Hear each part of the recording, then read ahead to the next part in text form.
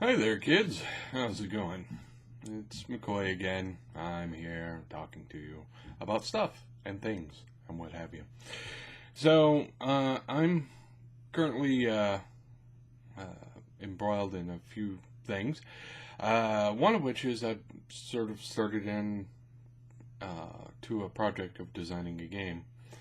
And I'm sort of enjoying the mental challenge of it. And I'm probably going to do something to post it on a couple of places where people can go and look at my progress so far. I talked about it some last night, and I think I've boned up a bit more on what I'm doing with it. Still haven't come up with a name, because names are important, and I haven't come up with one that makes me go, oh yeah, that's the one. So, I'm still working that out. But this is the game where you play Martian colonist, or rather the head of a Martian colony. Few things that I've come across here. First, key goal is long-term survival of colonies on Mars. This is accomplished mainly through careful planning, deals, and a certain amount of luck. No colony by itself should be able to survive on its own for quite a while. This is to say that at the beginning, for the first several rounds or several turns, you want the other guys around because terrible things will happen and you'll need their help to stay alive. I'm not strictly saying that this is a completely cooperative game, but if you're not cooperating, you're probably going to lose, at least on the early on. Later on in the game, you can get a little more cutthroat, but at the early stages, that's just a recipe for your colony dying off. Few other points. Water. Water is the key resource to collect and spend.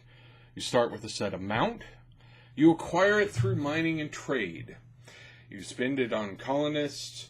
You spend it on food. You can trade it, and it can be depleted or reduced by events. I'll get to events in a minute. Food.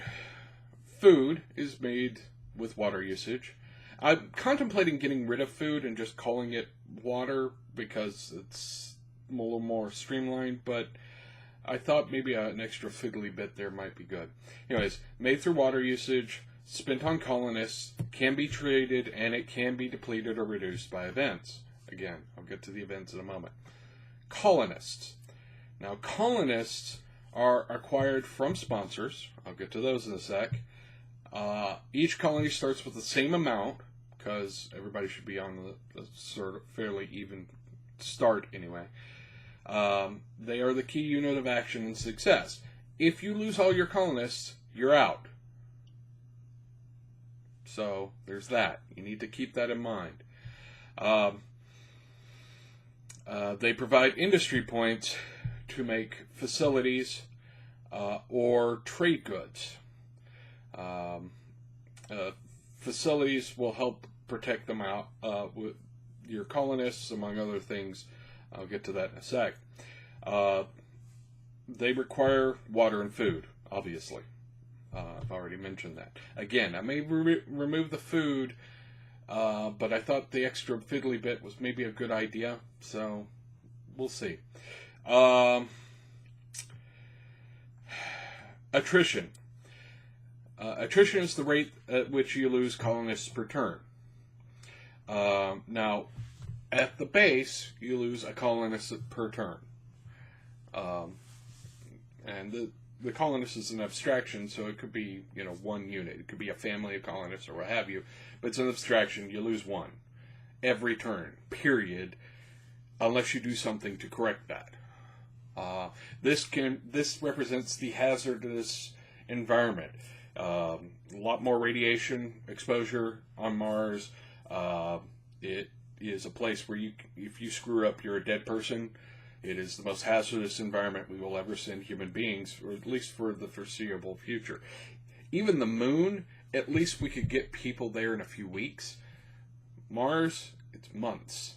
It's so utterly hazardous to send people there.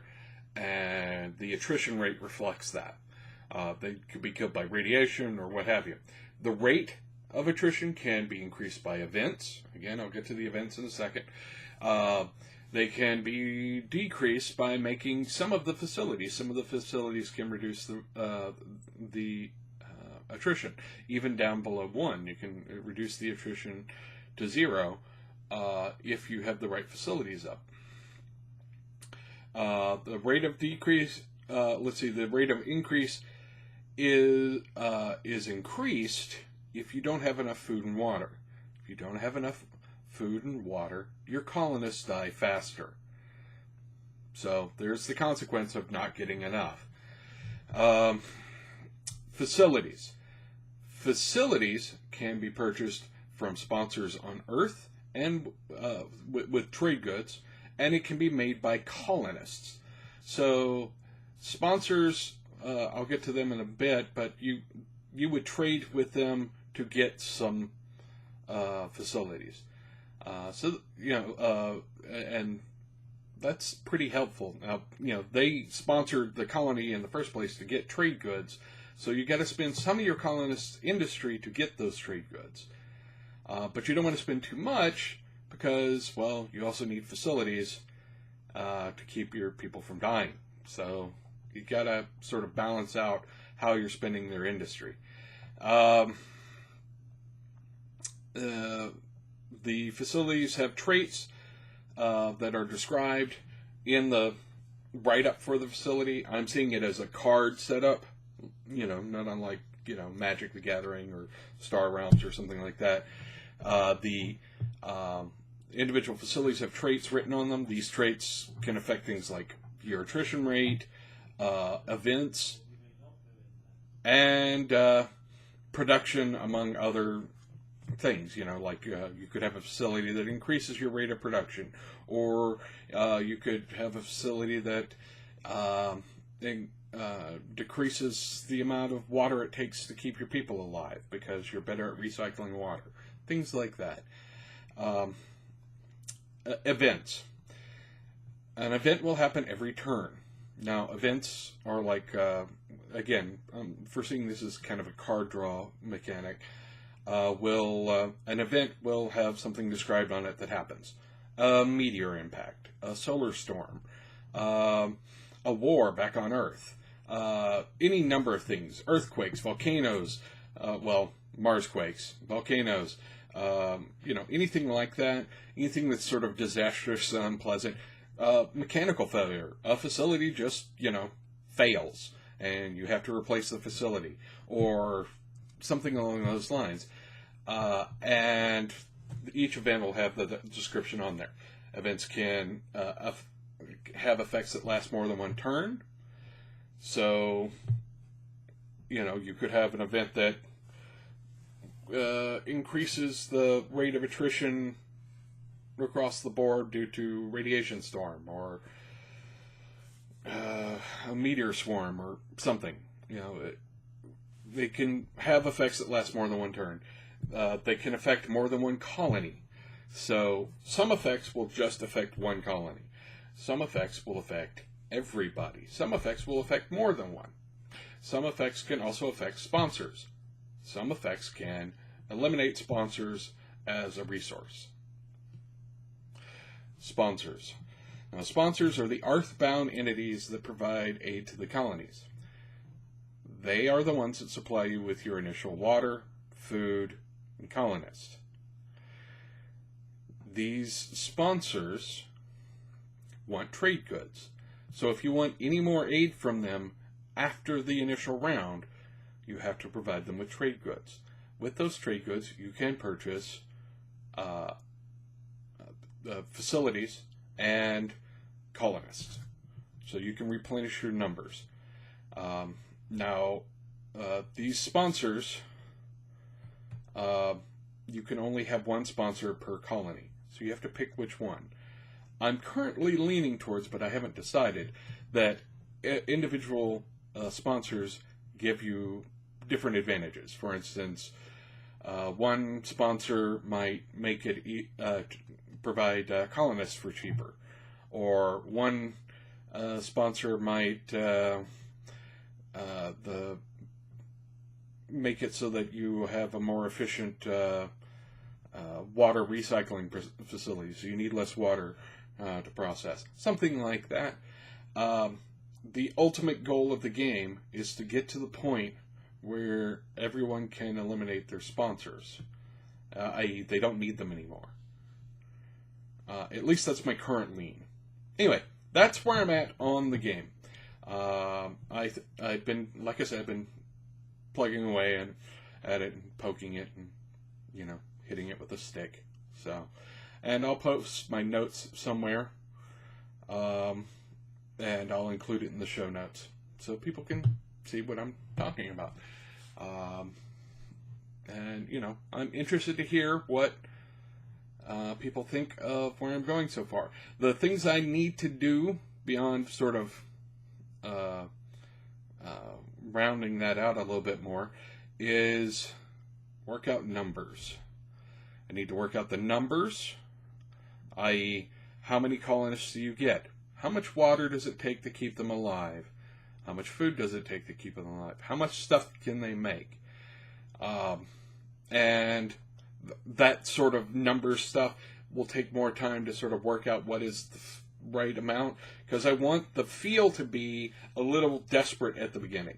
I want it to feel like a bad event comes along, and if you don't have enough help, you're gone. Because, well, Mars, terrible place to live, really. And then as you get in a better position, you become more and more able to adapt to the events. That's how I want it to play out. So I'm trying to find numbers that make that work.